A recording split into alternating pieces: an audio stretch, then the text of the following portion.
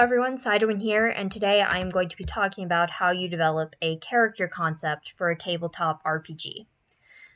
A lot of tabletop RPG character creation videos, specifically for Pathfinder and D&D, say start with a concept. This video is how you get to that point. Someone on hearing that might think, well, what is a concept? A concept is essentially the base idea that you're taking and turning into a character. This can be a simple thing, such as a farm boy turned into a warrior, or it can be far more complex. However, to effectively build a character in a lot of systems, especially in Pathfinder 2nd Edition, you need to have one. Hopefully, this video will give you some ideas to get started. So, the first note I'm going to make, and this applies to the rest of the video, is always consider your character's world. Always consider what game you're planning to play. Has your GM given you materials? Like, have you been given a one-page sheet or more pages to skim through? Or are you playing in a game that is a pre-written adventure? If it's pre-written, you probably know the world, and you should, if you're playing Pathfinder, pick up the Player's Guide, which has essentially a primer before you start playing in Galaron. Concepts which may work in that setting will not work in others. So it's always good to consider this. And that leads straight into my first method, which is starting from what the world is. The first thing to consider is what is the genre of the world. Like Galaron is kitchen sink high fantasy. There's a lot of magic, there's a lot of diversity, and it has pretty much everything that can be in a fantasy world, just in different areas. So in Galaron, you might consider what part of the world are you playing in. Some parts are closer to dark fantasy. Some parts are closer to steampunk. You should keep that in mind as you go through. Now, if you're not playing Galaron, which I tend to run homebrew worlds, and I know a fair number of GMs also do, you should ask what the genre is. Like, if you're supposed to be playing in dark fantasy, you probably want a character that fits with that type of fantasy, which is darker. It has more mature themes. There's usually horror themes. And it can change what types of characters are a good idea. A good thing to contrast that with is what I like to call high magic, high fantasy, which is essentially what a lot of animes have in their isekai versions. I know I may have phrased that wrong, I don't watch much anime. But a isekai is very, very different from a dark fantasy. Another genre you could think of here is a western. If your initial idea of a western is, well, cowboys. So that's something you should always go to, a cowboy. That could be a good character. You should probably expand on that a little more. Like, why did your character become a cowboy? But cowboy can be a starting point. Another starting point in a western could be a sheriff. So you can just think about what the genre is and how it plays in. Another thing to consider, which isn't genre specific, is thinking about the world itself. If you've been given information on the world, read it. If you've been given a player guide from a pre-written adventure, read it. Think about what's in it. Like, are there certain factions which seem interesting? A culture? Like, is there some empire that you feel like the nobility of is really interesting? That could also be a good starting point for a character. As you go through these, I recommend writing this down a little bit.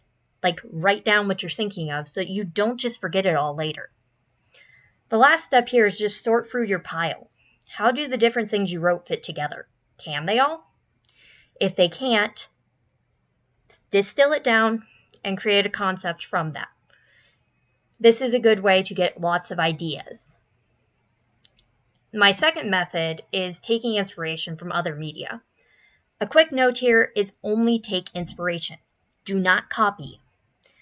Unless you're playing in a comedy game or a special game, no GM wants you playing Naruto or Goku or Superman or any other random comic book character.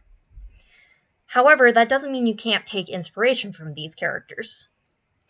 For instance, Superman was a essentially farm boy who had superpowers. That can be a good starting concept. You just don't want to take it exactly the same way.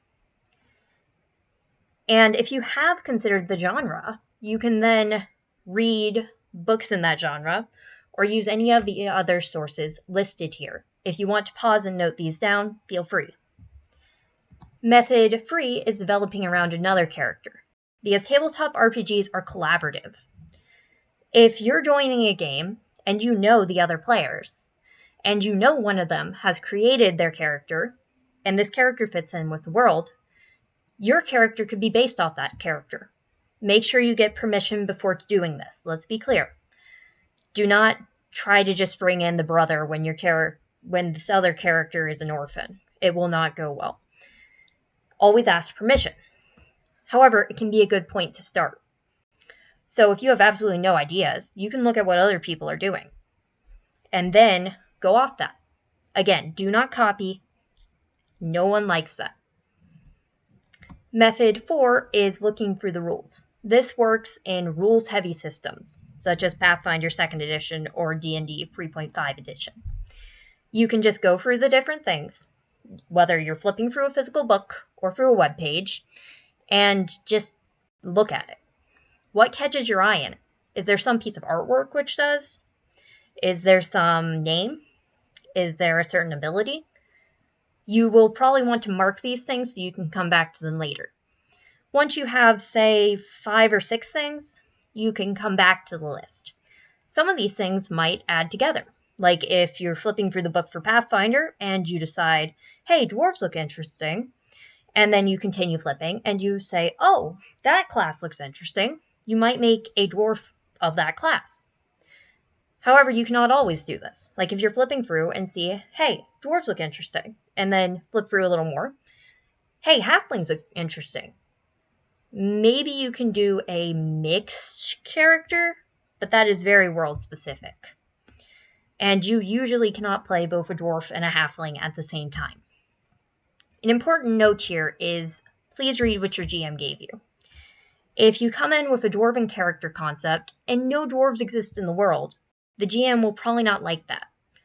So if a certain thing is not there, but you want something like it, just consider what's close to it. So if dwarves are not there, but gnomes are, you might consider a gnome, because gnomes are also tinkerers. Or if elves are not there, but Goron are in Pathfinder, that could also be a similar situation. My final method is starting from a picture. You should still consider the world, but pictures can give you an idea of like what the character looks like, what weapons they would use, what clothes they would wear, etc. So if you want to make your own image, you could use Hero Forge or VRoid Studio, both of which are free programs that you can download or use in the web. Note that Hero Forge is to make miniatures. Do not buy a miniature if you want it free.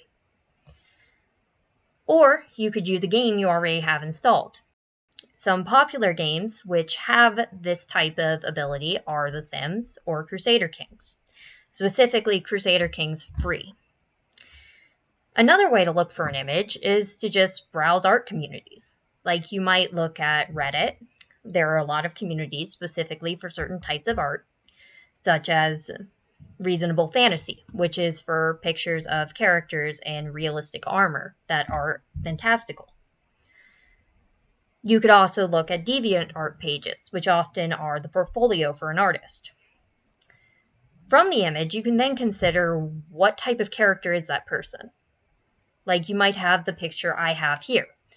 This picture I made in Crusader Kings Free, originally to represent a villain in a game. However, some things you can tell about this character are, well, number one, he's clearly based off North Africa, because the clothes worn here are a mix of Arab and Amazigh. In addition, he's carrying a dagger. The position also suggests an assassin. So if you have this image and wanted to create a character off this, you might say, well, he looks like a noble. The clothes are very fine. He also is wearing North African clothing, so he's probably from a place based off that. And then you could also say, well, he uses a dagger, so if he's an assassin, I'll go look at the rules and see what options there are for playing assassins. That's an example process. That is all for today. If you want to see more like this, please like and subscribe. If you have additional questions or comments, please put them below and I will try to answer them. Thank you for watching.